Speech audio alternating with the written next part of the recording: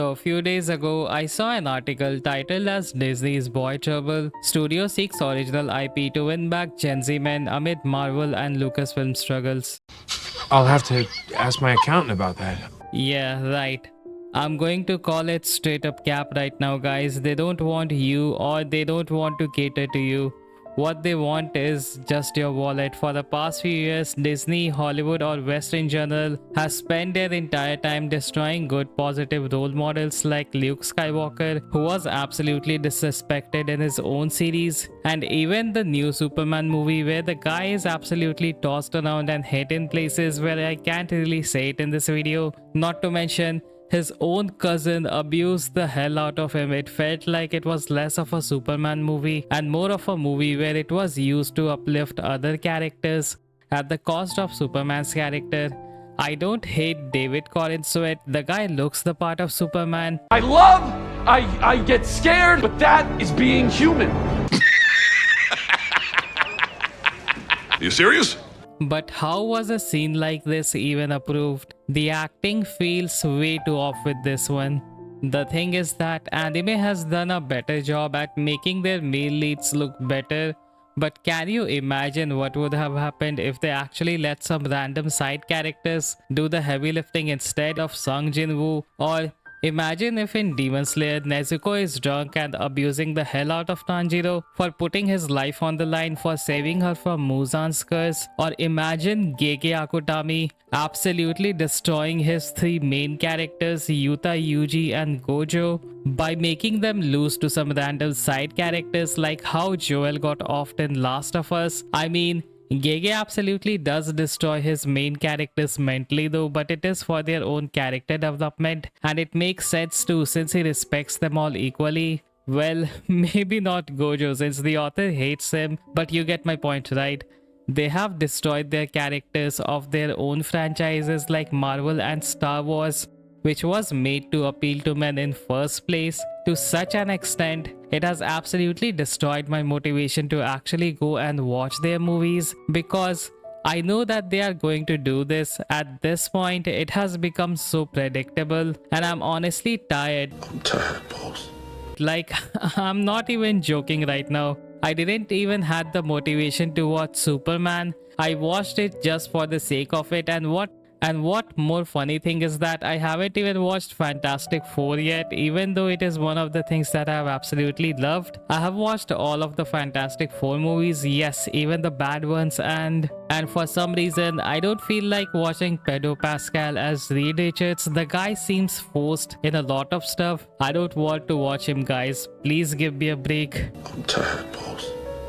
I'm so tired at this point seeing him everywhere, dude. The guy isn't even as good as the voice actors from the Japanese industry like Yuki Kaji, Hiroshi Kamiya, and Kenjiro Suda to actually justify being in everything. But that's where anime has absolutely destroyed them, because while they shy away from giving great male characters who can be a great inspiration and relatable to guys who watch their content, for some reason I don't know why they have stopped making those type of characters. In this case, anime wins. Think about all of the successful anime shows where the male characters were absolutely relatable, amazing, and great role models. Take Jujutsu Kaisen for an example. Since it is really mainstream, characters like Itadori, Yuta, and Gojo are one of the most positive role models that have influenced a lot of people, not only in anime but in real life too. Gojo's character literally took care of Megumi when he didn't have his dad, and I feel like it is equivalent to dads in real life who carry the burden of their entire family regardless of whatever they face. Those kind of people have my absolute respect. As for Itadori, this guy is literally one of the most precious characters that I have ever seen. The way he has gone out of his way to help people regardless of whatever has happened is kind of like really insane and has left me speechless. As for Yuta, I feel like one of his dialogue should easily give you a great idea of what type of character this guy is, which is, if you keep living only for yourself, eventually you will hit a wall, which is absolutely relatable. Even someone like Tanjiro is an absolutely healthy role model because the guy's resolve is unwavering. He's someone who takes accountability and responsibility. You can easily see all of his traits right from the first episode where he literally fought Giyu to let him let his sister live, or in the entertainment district arc where the guy absolutely hit the upper moon demon with his head. That was insane. I like how Tanjiro is an absolute representation of being nice and compassionate to those who need it, but when it comes to fighting evil people, he doesn't hold back. Even someone like Sung Jin-woo is a great male role model too. Yes guys, regardless of the hate Solo Leveling gets, hot take, it is a great show, okay? I love it because Sung Jin-woo is the living embodiment of a manly trait that is self-sacrifice, right? The whole reason the guy was absolutely aura farming the entire 2 seasons because he wanted to save his mother and make sure that she awakened from the eternal sleep disease. No one really understands his character and they absolutely jump on the bandwagon of hating him, which is why it has had a bad image of having only hype and aura moments, which isn't true guys. Don't let those shorts and TikToks reduce Sung Jin-woo's characters like this. If you haven't watched Solo Leveling, please just give it a try. Sung Jin-woo is just a guy who is trying to take care of his mother and sister, which is why he absolutely pushed himself to be a hunter anyways, which is why when he finally found the cure of his mother's eternal sleep, seeing her wake up was an absolute great and emotional moment, which hit me in all sorts of good ways because it was the first time I actually saw him get emotional after a long time. It made me remember at the end of the day he was still a human and a son who cared about his mother and did his best for her, which is why I consider him a great role model for men. And yes, I will say it once again, the hate that Solo Leveling gets is absolutely unnecessary. Also, can we just talk about this character too? I mean, Himmel isn't the main character of the show, but his influence is seen throughout all of the show even after his death, like for real.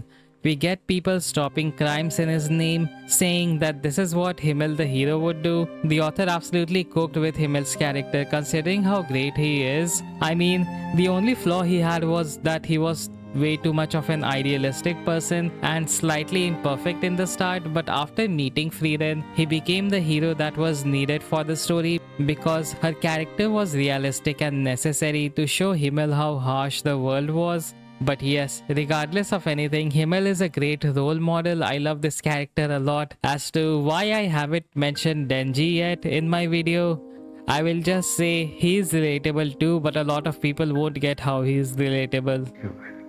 Which is why I don't feel like I will actually consider watching any Disney or Hollywood movie anymore because at the end of the day, they don't cater to me.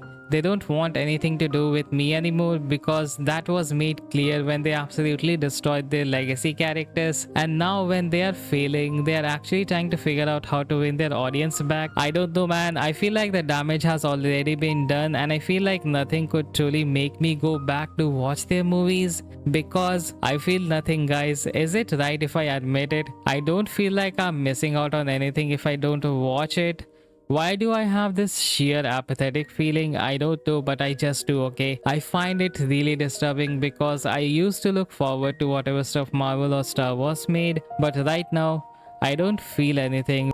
Which is why I feel like slightly irked by my own feelings. Why am I not feeling anything for the franchise that I used to love anymore? Is it because I've seen it get destroyed down to the ground for no reason at all? I just pray to God that at the end of the day, I don't see this happen to anime because it is something that I love very much and I hope it doesn't get ruined because I don't know what I will do if it did get ruined. Anyways guys, that's about it for this video. Do let me know your thoughts in the comment section. What do you all think, and do leave a like and a subscribe if you want more of my content. That's about it. See you, have fun.